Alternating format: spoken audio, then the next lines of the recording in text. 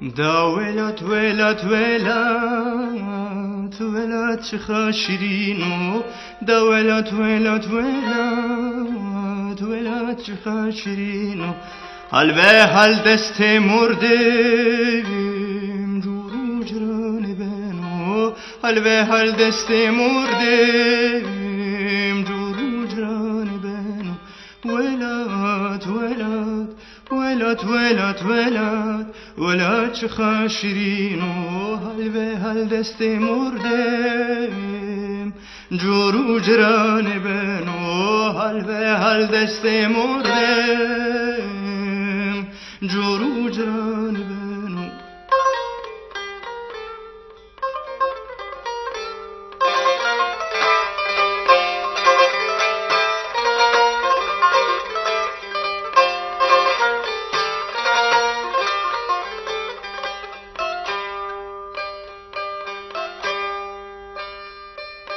سیترزا اورو بردو ترسامو کیدم بو وانو خاطر وسما اندیرینا مزنینو İtka deşta verende itka sola vejene saritka vi kevran amene nasere sola de şenatiye zahve bi qevabi bakal bi millet amene sarihete cege kare koçani adaklı ki yedi su çete çerme amene nas sola verdene nas sola itka zafrın de bi ora vejene o solna işte vejene ani kene goldu ser golde di rozke mende tisanacı amnan ben ana sola nas öyle ki orada mı Ancene işte hür Ancene kene çalu ben Rosene kantar birkaç ki por rıziye kantar cevap sere solo bana ağa tuzlası kayıt kacağı ne mi de por rıziye bir virane şey zor ana via sene uzkaçe mevziçe memdali loven bir saudan uzkaçe sen bir şey loven bir şey cem bir memin bir zap bir de işte böyle zap şenati mal gazap bir şey kora konkurar dene Nikakes nemeden kanana hati pede juda arjiyen itka meşken uye. Ma millet ma peşer bero haştem bero İbrahim bero hega bırrame bostan bırrame karşı cümme masum betaya doğu hile çarşıyı cümle kesene kene kayıt ki orta vasıterme murzar pemadastı orta çiçekler kayıt ki vasa bu vindi. Jü fakir ki bero na vasa bişina millet vanı bere pere de var. O hekra bittiyse. Ta hek kasmadan kayıt yani vas ne bene vız kvadan puru benim. Bere malki uye kiri gawi kiri قومما دست بردار جمینی فقران هولی یاردم بیکرو نه کیت کاری یاتم کرد که نه راز باید کس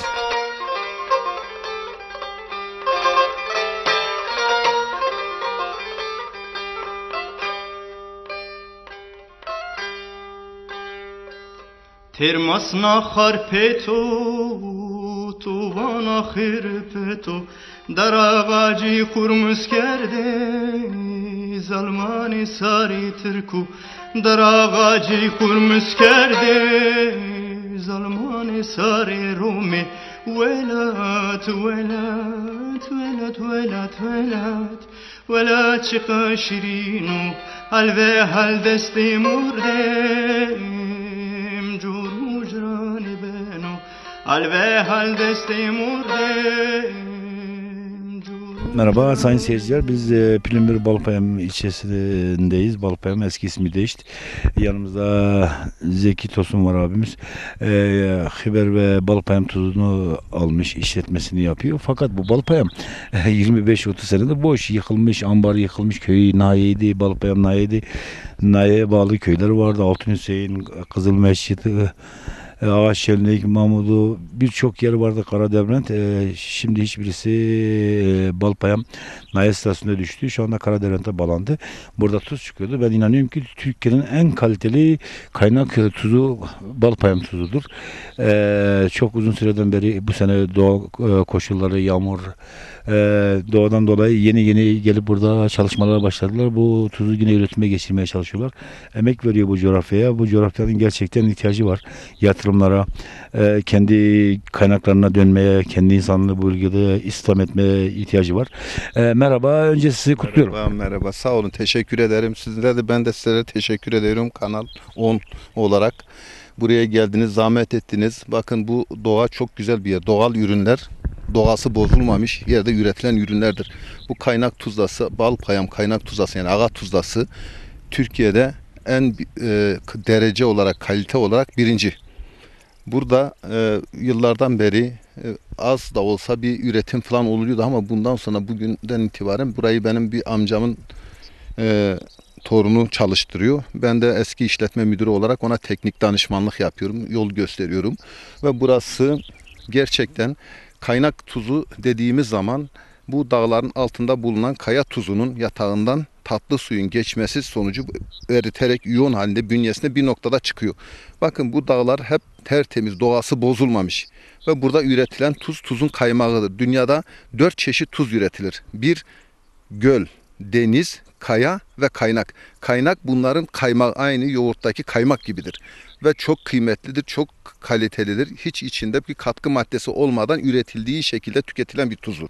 Buranın BOME derecesi yani tuzluluk oranı %25'tir. Yani 25 BOME derecesindedir. Yani 25, 26, 27'de tuz oluyor. Tuz oluşuyor. Şimdi buradaki bu tuzun aslında likit tuz olarak çıkan, bu akan, berrak olarak akan tuz, likit tuz olarak sofralara taşımayı düşünüyoruz. Böyle bir çalışma var. Natürel olarak ve doğal olarak ve bunun içinde bir altyapı çalışmaları başlandı. Önümüz yıl ve bu sene burada gerçekten ağa tuzlasının kalitesini hem buraya hem de Avrupa'ya tanıtacağız. Yani bu bakımdan çok değerli, çok kıymetli bir tuzdur. Ve bunlar Avrupa'da çok pahalı sistemlerle elde edilir. Ama Türkiye'de bizim doğada Allah vermiş. Yani bu kaynak tuzunun doğallığı, en saflığı, yani en doğal tuz budur. Bu tuzlardır. Etrafında hiç yerleşim alanı yok. Eskiden nahiyeydi, şimdi kimse. Ben burada 82'de falan memurluk yaptım. Tuzla memurluğu yaptım. Burada o zaman 5 tane devlet kuruluşu vardı. Tekel olarak tuz vardı. Jandarma, karakol vardı. Sağlık ocağı vardı. Meteoroloji vardı. Bir de okul vardı. Evet. Ve bura binayeydi ama şimdi bu boşalmış. Yani bir de insan buraya baktıksa oradaki o dönemi hatırlıyorum. Şimdi hatırlıyorum. Tabii üzüntü duyuyorum. Gerçekten insanların buraya gelip yerleşmesi, bu doğal ortamda doğal ürünler üretsinler, hayvancılık yapsınlar, tuzda çalışsınlar. Yani buranın kaynakları, imkanları çok geniş. Sağlık açısından yaşanacak bir yer. Bakın her türlü çiçek var. Dünyada 5000 tür çiçek var. Bunun 3500'ü bu Munzur Dağları'nda ve Tunceli bölgesindedir. Evet. Ve bu bölge Pülümür, Nazmiye, Mazgirt, Karakoçan, Kığı, Adaklı, Bingöl bu taraf tuzunu burada karşılardı. Tabii, eskiden atlarla, katırlarla gelirlerdi. 300-500 kişi. Tabii. Eskiden Bingöl'den, Kığı'dan, hatta Elazığ, Karakoçan'dan, Tunceli'den gelir burada. Sıraya girerlerdi. Tuz ihtiyacını alırlardı. Karşılardı, götürdü. Ama şimdi tahrip olduğu için veyahut yol sorunu var, ulaşım sorunu var. İşte bölge boş. Onun için artık tabii biz işletme olarak işletmeciler üretiliyor buradan. İşte Tunceli'ye kadar gidiyor Munzur tuz olarak. Munzur tuzun kalitesi gerçekten doğal ve sağlıklı tuzlar. Bunlar yani olarak ben bu tuz sektöründe 35 yılımı verdim. Ve en sağlıklı, en doğal tuz bu ağa tuzlasının tuzudur. Balpayam ağa tuzlası.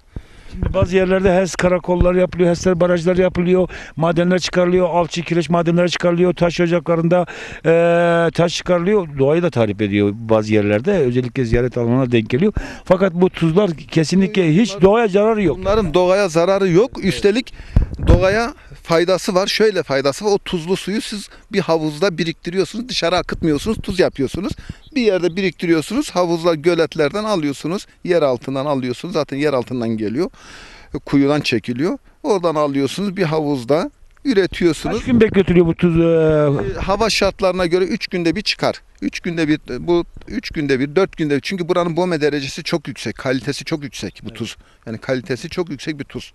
Yani olarak tasfiye ederim ya aslında Yani piyasada var, pahalı pahalı tuzlar alıyorlar. Burada da işte ancak kendi emeği insanlara daha rahat sofralarına ulaşmak için, yani diyoruz ki daha doğal, daha sağlıklı tuzlar yesin. Yoksa öyle pahalı değil. Kendini finanse etsin. Burada bir hareket olsun. Bu yeter insan.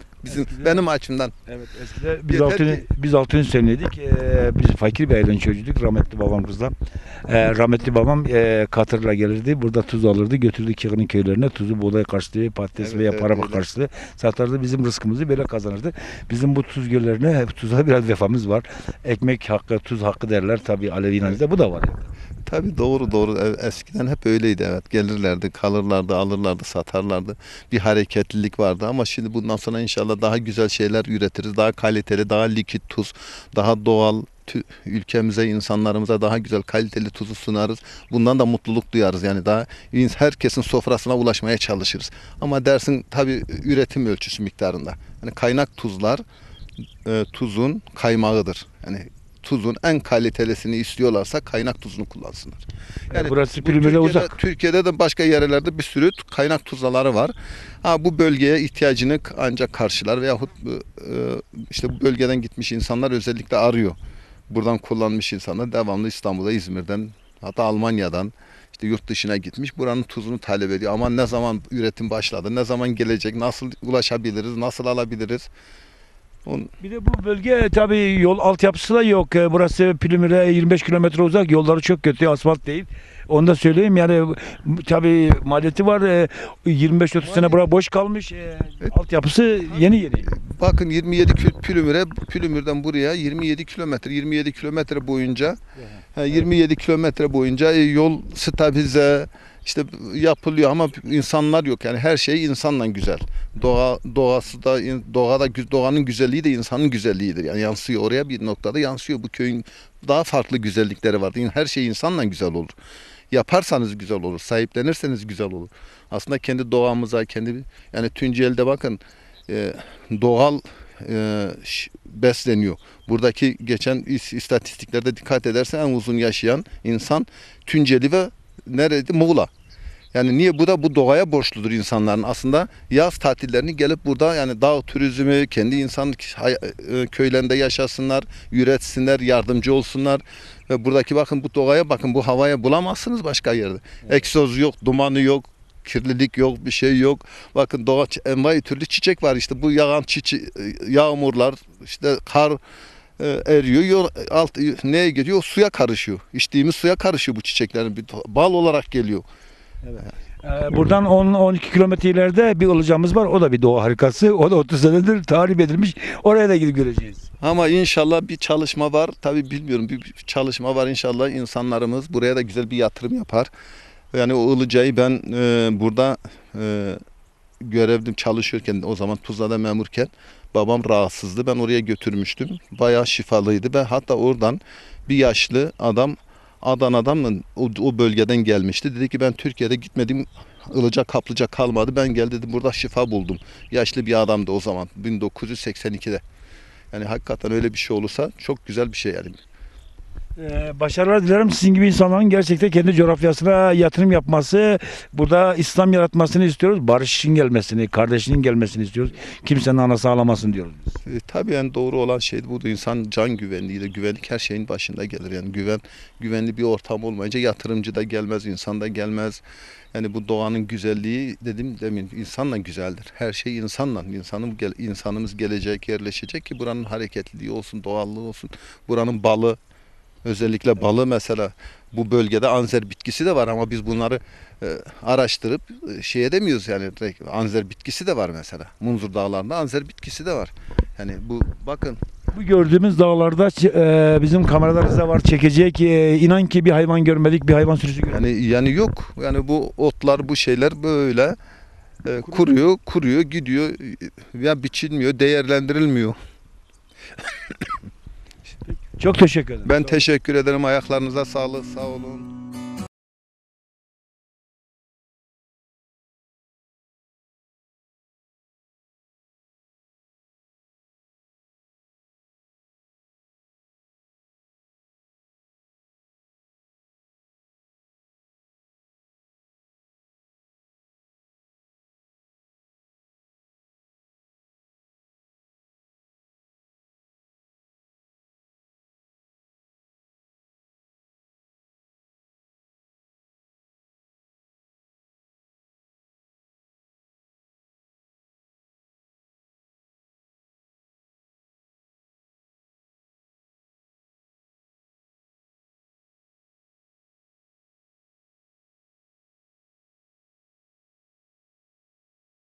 Bakın bu da sarı papatya. Bak bu bölgede oluyor. Çok bunun mesela çayını yapıyorlar.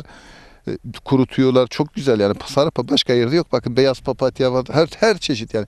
Dedik ya demin bu Atlas dergisinde yayınlandı. Bu Japonlar gelmişti, araştırma yapmıştı. Atlas dergisinde ben gördüm yani orada 5000 tür bitkinin 3500'ü bu bölge. Belki de keşfedilmeyenler de var daha. Bu bölgede çok var olur ve bunun kökünde kuruduktan sonra mantar olur ki tadına doyum olmaz. İlkbaharda mantar oluyor. İlkbaharda şimdi yok. Mantar oluyor. Şu dağın arka taraflarda hepsi ışkın. Evet. Işkın oluyor. Mesela bu şeker hastalığı için bunun bayağı yemeğini falan da yapıyorlar. Bayağı pahalı yani bir şey yani. Bakın bu doğa her şey vermiş burada. Her şey var. Olarak açıyor. Tam ismini tam net bilmiyorum da. Bak şimdi biz eskiden orak biçtiğimiz zaman orak kesiyordu. Şunu şöyle koparıyorsun. Bak kopardık şuradan. Bak şöyle kopardık. Bak hemen şuradan suyu akıyor. Şu suyu böyle hemen yarayı kaynatıyordu. Kanı kesiyordu. O sadece onu değil. Başka yarayı da böyle koyduğun zaman yarayı diyor. Hemen iyileştiriyor. Evet. Bakın şu mesela şu deminki şu çiçek. Şunu burada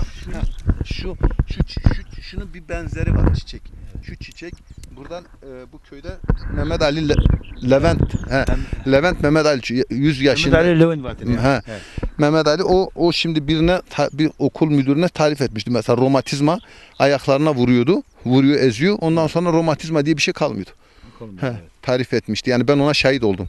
Ama her şey var işte. Her şey doğada ya ama biz maalesef doğanın şeyini bilemiyoruz. Araştıramıyoruz. Etmiyoruz.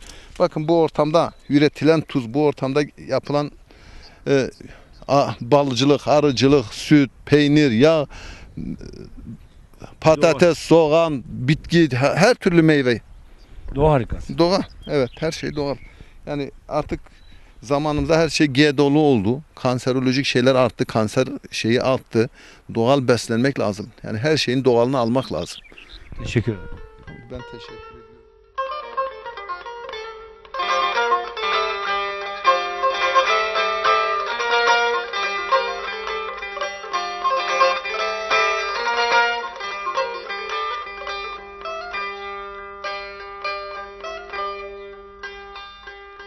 دا ولات ولات ولات ولات چخا شیرینو دا ولات ولات ولات ولات چخا شیرینو حال به حال دست مردم جورو جران بنو حال به حال دست مردم جورو جران بنو ولات ولات ولات ولات ولات ولات چخا شیرینو حال به حال دست مردم جورو جران بنو حال به حال دست مردم جورو جران بنو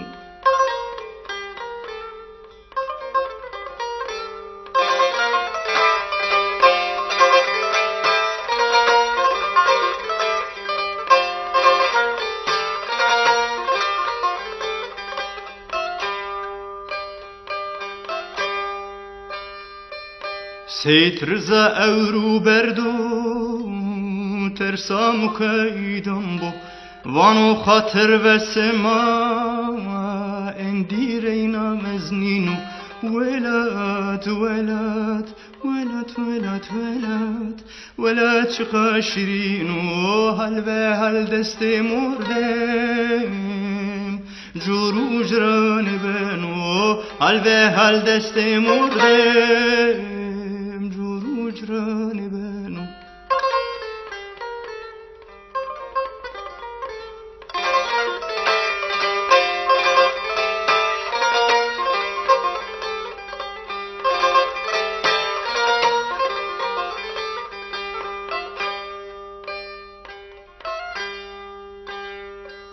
ترمسنا خرپتو تو وانا خرپتو در آغاجی خورمز کرده زلمان ساری ترکو در آغاجی خورمز کرده زلمان ساری رومی Ya ma premorelerime Karaderen'de Germikay Karaderen'de Venedana Germikay kazaf millet ameli kutene Germikay neosiyere cilt zaf ameli millet lemene kayıtla Germikay islam Germikay karızı yani de tabi 1994'te halo Germikay eklemende solak eklemende dövük eklemende Leyamada Premier Belediye Başkanı Aslı Müslüm Bra Müslüm Tosun Mavahir Her ve selamet. Hoş geldiniz Ali. Sekin arında Çok sağ olasın. İyiyim. Teşekkür ederim. Şimdi değişti sola değişti şimdi sola Hivere Ameme Germike hali Premier fena.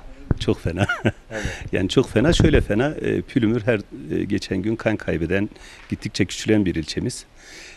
Buraya baktığımızda nüfusu nasıl artırabiliriz diye düşündüğümüzde aklımıza buradaki kaynakları faaliyete geçirebilecek, dışarıdan insan çekebilecek yatırımları teşvik etmekle ancak mümkün olacağını düşünüyoruz. Dediğiniz gibi işte Balpayan Tuzlası geçmişte belki işte Yedisu'ya, Kığı'ya, Bingöl'ün bir kesimine Tunceli merkeze hitap eden bir yermiş. Bugün atıl durumda, hiç üretimi olmayan bir yer. İşte yeni son 2 yıldır üretime başladı. Tabii bir 10 yıllık bir geçmişi var herhalde. Yani demin işletmeciyle de görüştünüz herhalde. Ama şey yoktu tabii bölge koşullarından ötürü tam randımanlı çalışmıyordu. Bu 2. yıldır umut ederiz ki faaliyete geçerse bir katma değer sağlar. Bunun özelliği başkan belki Türkiye'de en kaliteli tuzu 30. Tabii yani işte demin herhalde Mehmet Bey'le de konuştuğumuz işletme müdürü şu yani orada şöyle bir tuzda değerlendirme BOME yani 1 litredeki tuz oranı ile değerlendiriliyor. Bu diğer tuzlalarda işte 16, 17, 18 en üst limitken burada 28-30'ları bulan yani BOME derecesi çok yüksek, tuzluk oranı çok yüksek bir tuzla olduğu ifade ediliyor. Başkan bu olacağı için ne düşünüyorsunuz? Yani belediye imkanı yok biliyoruz. Tabii. Dersim'de hiçbir belediyenin imkanı yok yatırım için. Yani şöyle söyleyeyim, burası da aynı Tuzla'da olduğu gibi maden dairesine bağlı, ruhsatlandırılmış. Kaplıca olarak ruhsatlandırılmış. Zamanında işte özel idare tarafından tesisler yapılmış. Burası ihaleye verilip işletilmiş. Bugün işte araştırdığımızda son 2 yıldır bununla ilgili çalışmalar yapıyorum. Yani ben özel idareyle görüştüm. Yer köy tüzel kişiliğine ait. Yalnız ruhsatı özel idare geçen sene yeniden yani özel idare adına tekrar yeniden ruhsatlandırdı. İhaleye vererek artık biliyorsunuz kamu bu yatırımlardan çekiliyor. Özel idare, belediyeler yani özel idare yatırım yapmıyor da özel müteşebbisler müracaat halinde ihaleyi açacaklar. Bizde belediyenin imkanları olabilseydi keşke bir de şirket kurmada sıkıntılar yaşandığından yani daha doğrusu belediyelerin şirket kurma yetkileri elinden alındı. Ancak Bakanlar Kurulu'yla faaliyet alanı olabilecek alanlarda şirket kurabiliyorlar. Biz de özel müteşebbislerle daha doğrusu bölgede çok ortaklı olabilecek bir şirket gibi bir çalışmaya başladık. Pülümürlerden oluşabilecek ve burada amaç yani kar etmekten öte buraya istihdam yaratabilmek, bu sağlıklı olan kaplıcaya geçmişten bu yana şifa görmüş insanlar tekrar buradan işte şifadan yararlanabilecekler mi? İşte 3-5 insan çalışabilirse katkısal ekonomik anlamda bir değer yaratabilecek. Bir ikincisi de yani dışarıdaki dediğim şekilde yani Tunceli, Pülümür dışındaki insanları bölgeye çekebileceğimiz işte ilçeye gerekçe gösterebilecek. En azından Kaplıca'ya geldiğinde ilçeye bir hareket çıkarken en azından işte bir nüfus yoğunluğu yaşatabilirsek bu bizim için bir avantaj olacak diye düşünüyorum. Böyle bir girişim oldu. Şimdi biz geldik burada bu eskide bu işletme çok faaldi. Bir kadınlar bir de erkekler bölüm vardı. Aşağıda kadınlar bölümünde halen daha kadınlar giriyordu. Evet, yani. Ama yıkılmış bir an halde. Tabii yani 1994'ten bu yana atıl durumda ama insanlar yine bu koşullarda da dediğiniz gibi belki sizler de duymuşsunuz. Buradaki yaşlardan geçen gün geldi köylülerin hepsi yani çok ciddi şifa sonucu aldıklarını, romatizmal hastalıklara, işte cilt hastalıklarına çok iyi geldiğiyle ilgili böyle anlatımlardan bizler de duyduk. Yani biz de demin de dediğim gibi insanların sağlığına bir nebze de olsa katkı sunacaksa bu bizi mutlu edecektir diye düşünüyorum. Başarılar dilerim. Yani her şey siyaset değil. Bu tür şeylere de el atmak lazım. Çünkü bu bölgenin ihtiyacı var. Özellikle turizme, boşaltılan köylerin insanların yerinde İslam edilmesi, arıcılık, hayvancılık, tuz, doğal kaynaklarını yerelde değerlendirmek çok önemli. Yani tam belediyenin zaten kaynakları yok, imkanı yok. Kesinlikle bu vatandaşla olacak şey. Yani ben her zaman söylüyorum yani burada 3 tane ana maddemiz var. Birincisi turizme çok uygun bir yer. Yani Pülümür, Tunceli coğrafyası. Pülümür de özellikle yani doğasıyla turizme çok uygun bir yer. İkincisi arıcılık için çok ideal bir yer. Üçüncü de hayvancılık. Bak yani görüyoruz belki siz geziyorsunuz. Pülümür'ü karış karış geziyorsunuz. Her yaylada Çemişgezek, Pertek veyahut da işte değişik illerden yaylacılar kiralayarak bu meraları getirip hayvan besliyorlar. Buradan gelir elde etmeye çalışıyorlar. Maalesef bizim bölge halkımız bunu yaygınlaştırıp bundan faydalanamıyor. Yani biz diliyoruz ki işte insanlarımız üretime katılsın. Ancak buranın gelişmesi o şekil olur. Buranın dördüncü geçim kaynağı tuzdur gerçekten. Balpayam, Göneli bir de Hıber'de tuz çıkıyor. Aynen. Munzur tuz lisansıyla lisans almış ve buna sahip çıkmamız lazım. O natural bir tuz, sahip çıkmamız lazım. Evet, yani bu işte demin de bahsettik ya, kaynak tuzlaları Türkiye'deki üretimin %2'sini %3'ünü oluşturuyor. Çok ender bulunan bir tuz. Bunun tabii dediğiniz gibi tanıtımının halka da bu bilincin yerleşmesi gerekiyor. Yani kaynak tuzları en sağlıklı tuzlar. Hiçbir katkı olmadan direkt sofrada, direkt yemeğimizde kullanabiliyoruz. Yani bunu iyi tanıtmak gerekir tabii ki. Burası ne kadar uzak Pülümür'e başkanım? Yani 13 kilometre, 13-14 kilometre muhtemelen. Grup köy yolu. Bir de işte asfaltlanırsa tabii ki daha iyi olur ama öyle bir çalışma da var biliyorum. Yani onu da takip ediyoruz. İşte sorun nüfus sadece. İnsanların gelebilmesini sağlıyor. İkinci bir sorun, bu bölgeye gerçekten biz çalışmaların bitmesini, kimsenin anasını ağlamasın istiyor. Kimsenin anası ağlamasın diyoruz. Barış ortamı yeniden tesis olursa bu bölgede insanların döneceğine inanıyorum. Barış olsun, kan akmasın, kimsenin kanı akmasın. Kesinlikle bu en öncelikli sorunumuz aslında. Yani her şeyden öte barış, huzurlu bir ortam. İnsanlar böyle bir ortam yaşıyor, istiyor. Yani buralar işte 1980'li yıllara baktığımızda 25 bin, 28 bin nüfusu olan bir ilçeyken bugün köylerle beraber 3258'e düşmüş. Bunun gerekçesi de tabii dediğimiz bölgede yaşanan işte silahlı bir ortam.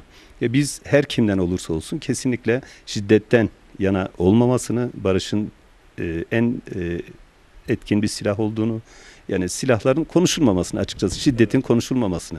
Ama başka her şeyimizde bir arada oturup konuşalım. İnanç yerimiz halen yasak, dilimiz yasak. Kesinlikle tabii canım, yani hoşgörü olduktan sonra her şey çözülür diye düşünüyorum ben. Yeter ki karşıdaki insanın düşüncesine de fikrine de saygı gösterelim. Kim olursa olsun, hangi düşünce olursa olsun. Çok teşekkür ederim, başarılar diliyorum başkanım. Ben size çok teşekkür ederim Ali Bey. Gerçekten hani her yerde görüyoruz sizi. Düğünde görüyoruz, işte cenazede görüyoruz, ziyaretlerde görüyoruz, işletmelerde görüyoruz. Başarılar diliyorum. Çok teşekkür ediyorum. Merhaba. Merhaba. iyi Tanıyabilir günler. Ben Nuran Tosun. Bu bölgede kaldınız daha eskide 80 öncesi. Evet 90 kaldım. öncesi kaldınız bölgede. Evet kaldım. O zamanki bölgeyle şimdiki arasındaki bir kıyaslama yaparsam burası Balpayam veya Pülümür. Çok fark var tabii. Yani tabii insanlar olmayınca buralar tabii baktım virane olmuş yani buralar. Boluca'ya geldiniz mi? Gördünüz mü? Eski halini gördünüz mü? Yani eski hali çok güzeldi ve de çok şifa buldum. Ben çok yerlere gittim ama şifayı burada buldum. Evet bak kaç senedir de o şifamı. Evet. Şimdi kadınlar var orada. Biz oraya gidip çekim yapmadık ama görüyorsun böyle enkaz şeklinde. Evet enkaz şeklinde Yine ondan de, evvel. yine de insanlar geliyor. Evet insanlar yine de giriyor. Şifa buldukları için giriyorlar yani. Ben gerçekten Bursa'ya da gittim, başka yerlere de gittim. Ama şifayı burada buldum. Buranın doğası çok güzel, endemik bitkilere sahip, gerçekten Evet, havası doğası çok güzel, havası çok güzel, insanları güzel. Her şeyden önce insanları güzel. Ya buralara tabii yatırım olursa çok güzel bir hizmet olur. İnsanlar dışarıdan gelirlerse Pülümür'e de buraya da bir canlılık gelir, katkı sağlarlar. Yani gelsinler, girsinler, şifayı bulsunlar diyorum ben. Bölge biraz üretim yapmıyor, biraz tembelleşmiş öyle diyorum. Çünkü buradan Karadevren'den Balpayam'a gittik, hayvan görmedik. Her taraf otlar boyumuzu aşıyor. Evet öyle doğru. Mesela Tuzla virane olmuş değil mi? Balpayam, orası nahiye. Balpayan evet ondan evvel nahiyeydi, karakolu vardı, meteorolojisi vardı, sağlık ocağı vardı, tekel vardı, şeye bağlıydı işte, kuruma bağlıydı. Ondan sonra öyle canlılık vardı yani. Şimdi bakıyoruz çok virane, 2 yıldır faaliyete girdi ama daha yine bir canlılık pek yok yani insanlar olmayınca. Peki, çok teşekkür ederim. Ben de teşekkür ederim.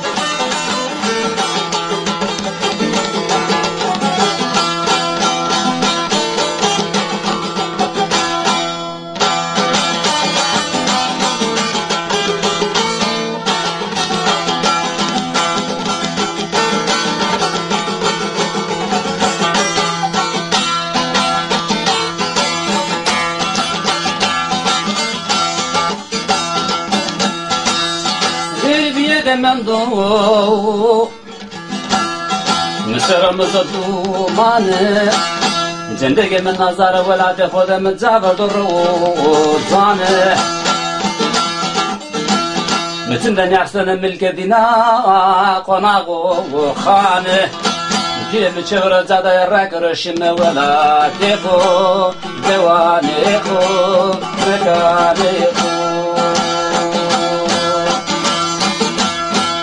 مثل دنيا حسنو وملك دينا قناغو خانه كيف تشغل زادا راكرشم ولا تيخو دوانيخو ورانيخو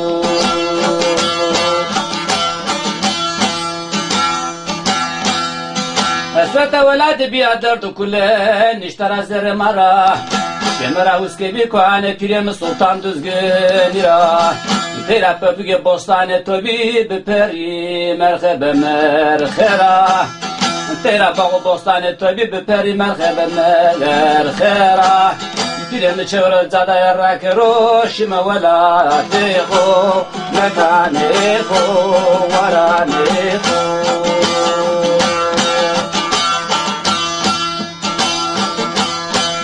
جار دیار ما تلان کرده ظالم تسنور سر کنه خانو خرابه سانه والله ما خير بالسلامات خير بالسلامات Mehmet. Mehmet برا تناسل اینم که تگورن ne la yapayım guradan işte yani yardım kan an tarif kan zriyemin işte çütür üretmişken sekeni işte izaken ikne ila göre üretim keni. Allah solo çütür meydu hatan kamera kasep sekini veren. Solo. Neka na ago yena haza ago solna. Yena nazan golunu pilode danari ben birikmiş ben avuza. Ondan sonra uzara dan ve naza piyoro bine hu mermer ota. Yani dörme hu piyoro betonu ago pişli yemiş yüz. Bunda tertemiz şuni ondan sonra nasıl avak dinlenmiş bir aranya dan ve nazao. Kene zerina golu Kene zerina golu nazada hidder roj beklemiş kana. Kene zerina goluna gol ka bir pır o bırnana de. Tabi avu nyada ha nyada ita da awa kham sona awa sol ita da mana nyada. Ha nyada pür na. Bon kan nika çi vazi. Bonna gol sonra kena pır o bırnana de diro da mı? Tiz gibi ama. Tabi yakış. Burada mesela. O şiliye ka vore pür yanı sorun efendim doğru ne var? Tiz ke santna o Tabi ben sol. Dem ortada awa kham sona solamanına. Tabi. Orada mı na dar rındak cizmanı temizliken paydın o şey. Tabi işçi cizmanı kora temiz kunedzi. Rındak daniyare ondan sonra ya oncina ya tertemiz ya. Dar yani dar huyda. De yük fırçan anca. Evet. Ya amenda tahtara gelberi namida yani gelberiyat işte. Karaca huyra. Ya huyra daniyare tahtara yani ita bana huyradan kene torba ya da aynı na şekilde tüket. Na şekilde beni ha. Ortada doğaçını. Yani na zaft organik olacak. O solna işte tiz ya yani. Tabi. O solna ve tiz ya işte. Tabi. Yani ita dinlenmiş bana. En rında ne var? Tabii ki bana zayını kasip bu mesela. Burası Hıber Tuzlası. Burası Hıber Munzur Tuz adı altında çıkıyor. Munzur.com zaten sitesi de var. Burada doğal tuz. Bu kaynak tuzudur. İşte kaynak tuzu kaya tuzu yatağından sular geçiyor. Geçince onda eriterek bünyesine alıyor. Tuzlu su olarak doğuyor. Orada kuyu var 7 metre ileride motordan çekiyoruz. Evet. Oradan çekilip geliyor şurada büyük havuzlara, dinlenme havuzlarına. Evet. Dinlenme havuzlarında dinleniyor, biraz dereceleniyor. Oradan dereceledikten sonra oturuyor, içindeki mineraller alta çöküyor. Saf su geliyor. Bu altı taş, mermer olan bu havuzlara veriyoruz. Etrafı bak beton hep ki pislik, toz girmesin. Ondan sonra buraya veriyor. 3 günde 4 günde hava sıcaklığına göre oluşuyor. Burada oluşunca ufak kıracak tahtalar var. İşçilerde çizmeleri var. O çizmelerle giriyorlar. Şöyle topluyorlar. Bakın içinde üzerinde çiçekleşiyor. Avuçla bir tuz. Hava bak. Hava sıcak olursa hava sıcak olursa bakın kar gibi üstten çiçek tuz diyorlar. Buradan bu çıkıyor. Evet.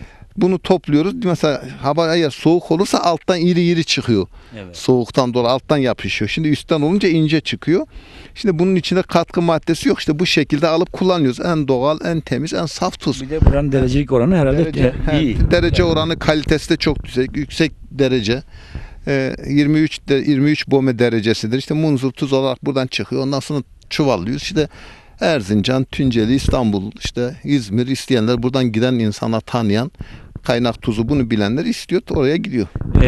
Bir Sağlıklı tuzlar bunlar tabii. Gönül'de, Hıber'de bir de Deşte, Balpayam. Balpayam, Agat tuzlasının tuzu daha çok En kaliteli. En kaliteli yani o şeyde yok. Türkiye'de Peki, değil, dünyada yok o derecede. Bir şey söyleyeyim, bu tuzu almak isteyen adam bura Pülümür'e 3 kilometre zaten, bir de sen tarif et söyle de geliş gidişi alsınlar yani yol kenarı. Yol kenarı zaten, asfaltın kenarı. Erzincan'da gelirken Erzincan'da gelirken can kurtaran virajlarını inip Tunceli Pülümür merkezde 3 kilometre kala soldadır. Zaten tabelası da var. Tabelası da var. Munzur tuz olarak her Erzincan'da da var.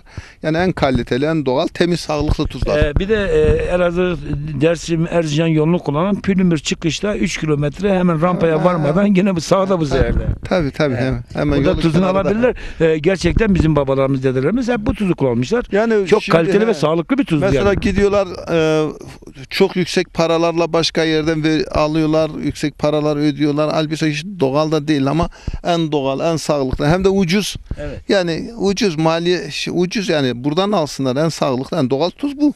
Çok da ucuz. Tabii yani en iyi tuz bunlardır. Yani diye bunun dışındaki tuzlar hiçbiri şey değil. Belki rafine edilir, şu bu edilir. Her ne kadar içinde katkı maddesi var, şu var ama bu ayının üretildiği şekilde tüketiliyor. Evet. Yani içinde bir katkı maddesi, bir şey yok.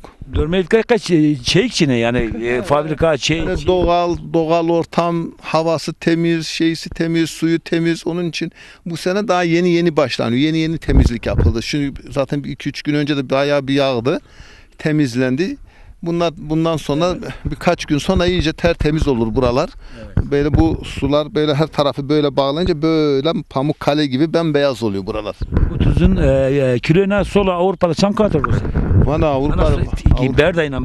Avrupa'da var zappa nozun dorgu var savani var nozun hiris ero. Kilo. He kilo. Kilona sola hiris. Mesela itek de çeşit sol yaslar o ceni hande peruysa sasben yani hande saperudan yani doğal niye doğan ya en sağlıklı. Nasıl solanı hore pazar güvenmem var. Reklam edilme. Tabii. Milletin haberi var verecek şey var yani. İşte tabii he. Peki ne var çizarı mare milletim mare? Milletim tane bir tembel işin evine değil. He ya. İşin evine değil. Tabii şimdi işçi kesçino tane millet nüfusun hemen kesçino.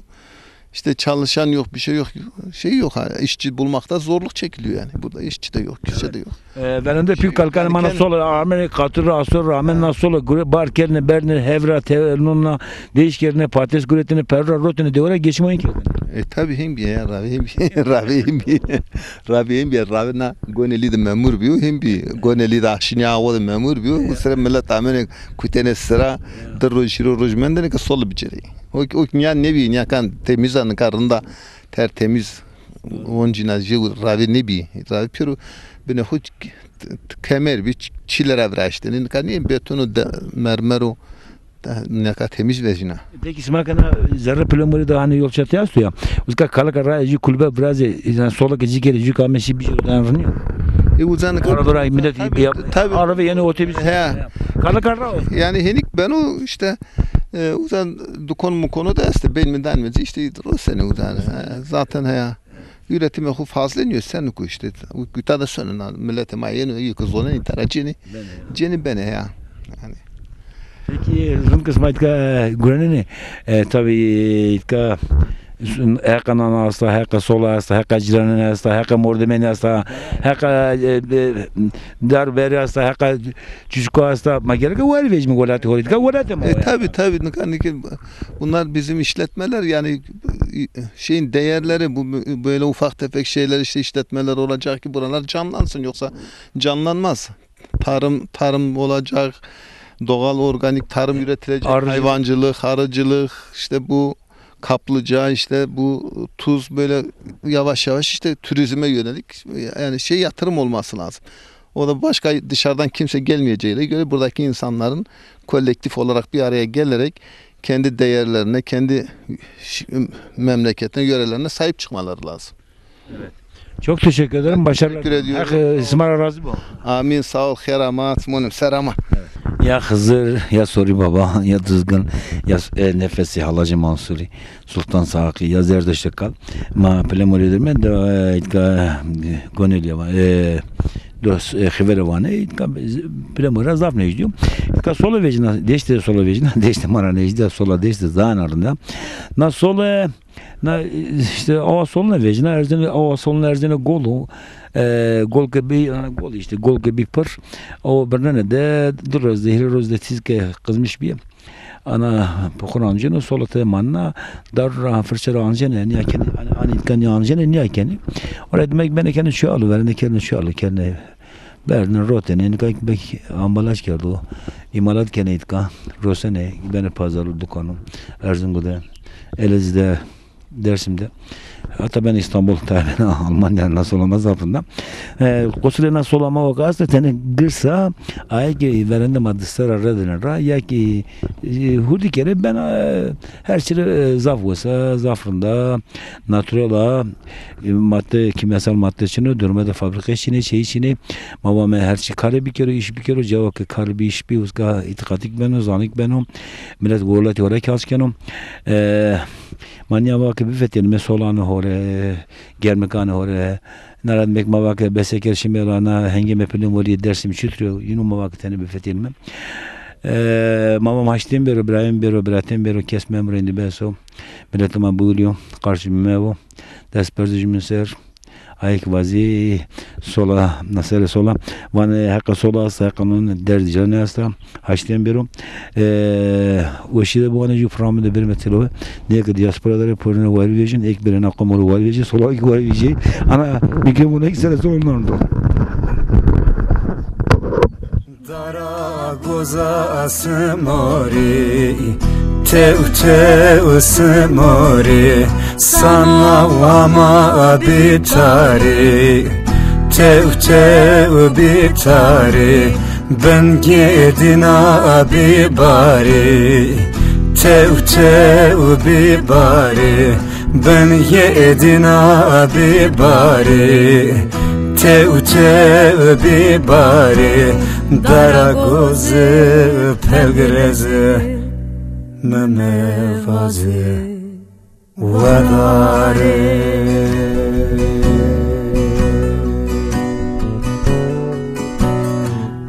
dara gozme vadare teu vadare dara gozme vadare teu vadare vesker ama pedare teu pedare vesker ama pedare teu pedare dara goze pelgreze memevaze vadare